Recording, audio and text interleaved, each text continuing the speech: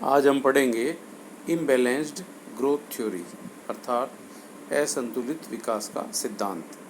इससे पूर्व आपने पढ़ा था बैलेंस्ड ग्रोथ थ्योरी, संतुलित विकास का सिद्धांत, जिसमें ये धारणा थी कि अर्थव्यवस्था के सभी क्षेत्रों का एक साथ विकास किया जाए। असंतुलित विकास जो है वो संतुलित विकास के ठीक विपरीत है। असंतुलित विकास की धारणा इस बात पर आधारित होती है कि अर्थव्यवस्था के विभिन्न क्षेत्रों का एक साथ विकास नहीं किया जा सकता, अपितु प्रारंभिक अवस्था में तो विनियोग को किन्हीं चुने हुए कुछ क्षेत्रों तक ही सीमित रखा जाना चाहिए। इन क्षेत्रों के विकास के उपरांत अन्य क्षेत्रों का धीरे धीरे विकास किया जाता है। इस प्रकार अर्थव्यवस्था असंतुलित विकास की ओर से संतुलित विकास की ओर अग्रसर होती है।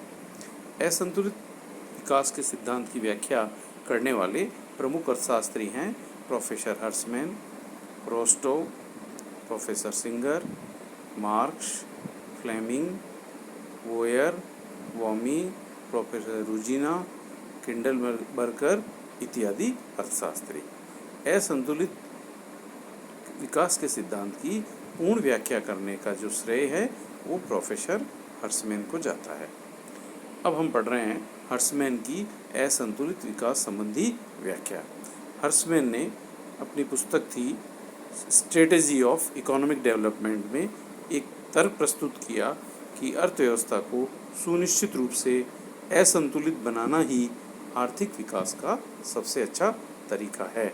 चूँकि अर्धविकसित देशों में वित्त की, कौशल की कमी रहती है, इसलिए उन्होंने बताया कि पहले कुछ चुने हुए विशिष्ट महत्वपूर्ण उद्योगों या क्षेत्रों को हम प्रोत्साहन देकर ही विकास कर सकते हैं, जिसका प्रभाव अन्य क्षेत्रों पर भी पड़ता है और धीरे धीरे अर्थव्यवस्था में क्रिया प्रतिक्रिया द्वारा श्रृंखलाबद्ध तरीके से आर्थिक विकास होता है।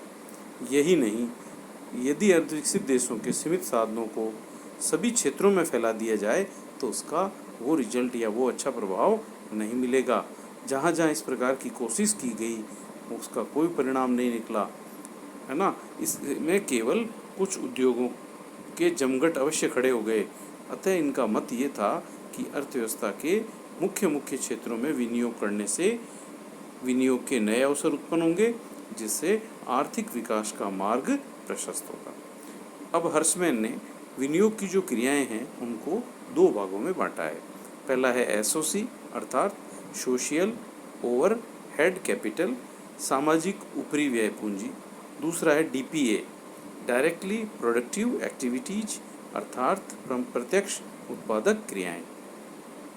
अर्धविकसित देश या तो सामाजिक ऊपरी परिव्यय यानी एसओसी में या डीपीए में अधिक मात्रा में विनियोग का निर्णय लेकर असंतुलित विकास कर सकता है। वो दोनों में से किसी एक में विनिवेश कर सकता है।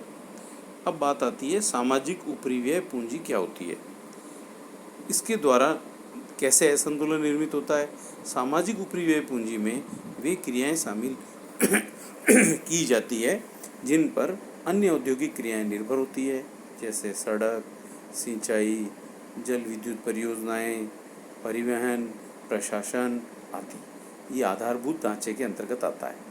हर्समैन के अनुसार यदि पहले एसओसी को बढ़ावा दे दिया जाएगा तो उसके फलस्वरूप प्रत्यक्ष उत्पादक क्रियाओं में भी निजी विनियोग को ऑटोमेटिकली प्रोत्साहन मिलेगा। फॉर एग्जाम्पल, सस्ती बिजली से लघु और कुटीर उद्योगों का विकास होगा। यदि सिंचाई की सुविधा में विस्तार कर दिया जाए, कृषि उद्योगों का उचित विकास होगा। इसी प्रकार परिवहन के साधनों पर विस्तार किया जाए तो नए नए उद्योगों के स्थापना में मदद मिलेगी। इस प्रकार एसओसी में पर्याप्त विनियोग द्वारा जब असंतुलन उत्पन्न होता है तो उसका अच्छा प्रभाव बाद में डीपीए यानी प्रत्यक्ष उत्पादक क्रियाओं में अधिक विनियोग होने लगता है और अर्थव्यवस्था विकास के पथ पर धीरे धीरे अग्रसर होने लगती है। उन्होंने लिखा है हर्समैन ने, सामाजिक ऊपरी व्यय पूंजी में विनियोग का समर्थन इसलिए किया जाता है क्योंकि यह प्रत्यक्ष उत्पादक क्रियाओं को आने का आमंत्रण देती हैं। इसमें से कुछ विनियोग तो प्रत्यक्ष उत्पादक क्रियाओं की पूर्व आवश्यकता भी है। अब दूसरा प्रकार का जो विनियोग है वो है प्रत्यक्ष उत्पादक क्रियाओं से अर्थव्यवस्था को असंतुलित बनाना, ये दूसरा मेथड है डीपीए। डीपीए में निर्माणी उद्योगों का विस्तार किया जाता है। प्रोफेसर हर्समैन के अनुसार डीपीए की सहायता से भी असंतुलन उत्पन्न होता है। जब सरकार पहले डीपीए में विनियोग करती है, तब एसओसी सुविधाओं के अभाव में उत्पादन की लागतें बढ़ जाती है, जिस कारण सरकार पर एक तरह से राजनीतिक या अन्य दबाव पड़ते हैं और एसओसी में भी विनियोग करना पड़ता है। इसी कारण डीपीए द्वारा निर्मित असंतुलन विकास को अभावों के माध्यम से विकास कहते हैं, डेवलपमेंट वाया शॉर्टेज। अब प्रश्न उठता यह है कि किसे अपनाया जाए। इस संबंध में हर्समैन का मत यह है कि विकास का क्रम सबसे अधिक स्वयं उद्यम प्रेरित हो, पहले उसे अपनाया जाना चाहिए। इस दृष्टि से अतिरिक्त क्षमता के माध्यम से विकास अधिक श्रेष्ठ रहता है। तीसरा जो पॉइंट है इसमें वो है अग्रगामी अधोगामी संबंध, forward and backward linkage. Professor Hirschman ने असंतुलित विकास का जो प्रमुख आधार बताया वो था अग्रगामी और अधोगामी संबंध प्रभाव। अग्रगामी फॉरवर्ड लिंकेज इफेक्ट क्या होता है? उत्पादन की आगामी अवस्थाओं में जो विनियोग को प्रोत्साहन मिलता है उसे तो कहते हैं अग्रगामी, जबकि अधोगामी का मतलब है उत्पादन की पिछली अवस्थाओं में विनियोग को जो प्रोत्साहन मिलता है।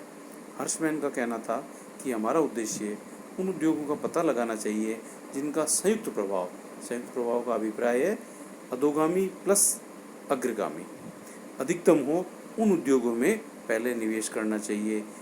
हर्समैन के अनुसार लोहा और इस्पात उद्योग में संयुक्त संबंध प्रभाव सबसे अधिक होता है, इसलिए इस क्षेत्र में यदि हम ज़्यादा विनियोग करेंगे तो अन्य उद्योगों का विस्तार होगा, निजी विनियोग को प्रोत्साहन मिलेगा।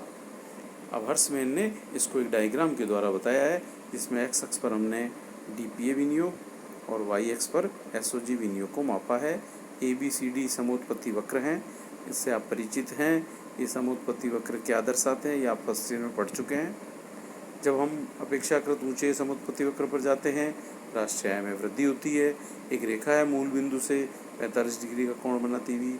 इसका अर्थ है कि इसके प्रत्येक बिंदु पर डीपीए और एसओजी जो है वो एसओसी बराबर है।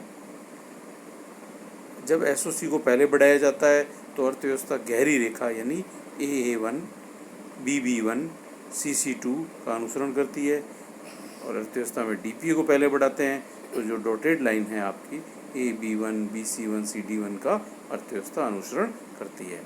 एसओसी में विनियोग ऐसे असंतुलनों की कड़ियों को बढ़ावा देता है जो अर्थव्यवस्था की विकास की प्रेरक होती है।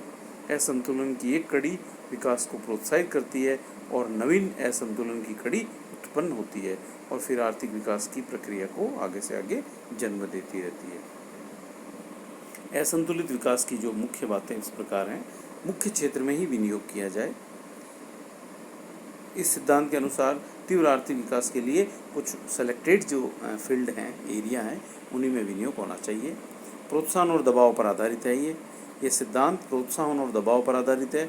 एक पक्ष ये है कि इसमें प्रोत्साहन मिल सकता है, दूसरा पक्ष ये दबाव बनेगा तो भी अन्य उद्योगों का स्वतः विकास होगा।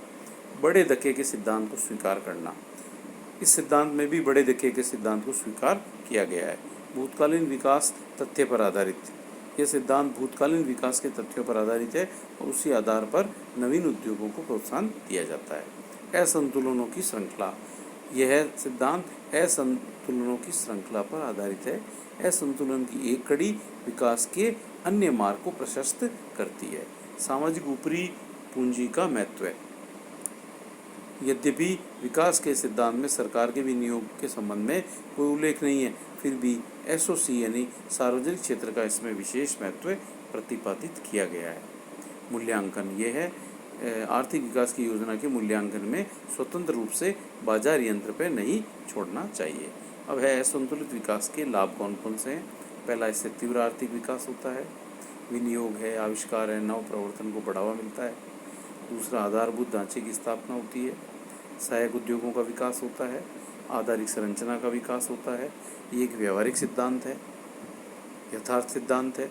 छठा जो है ये इसमें साधनों का अनुकूलतम उपयोग संभव हो पाता है। अब असंतुलित विकास के सिद्धांत की भी कुछ आलोचनाएं की है। पहला इसमें बताया जाता है, इससे मुद्रास्फीति का भय अधिक रहता है।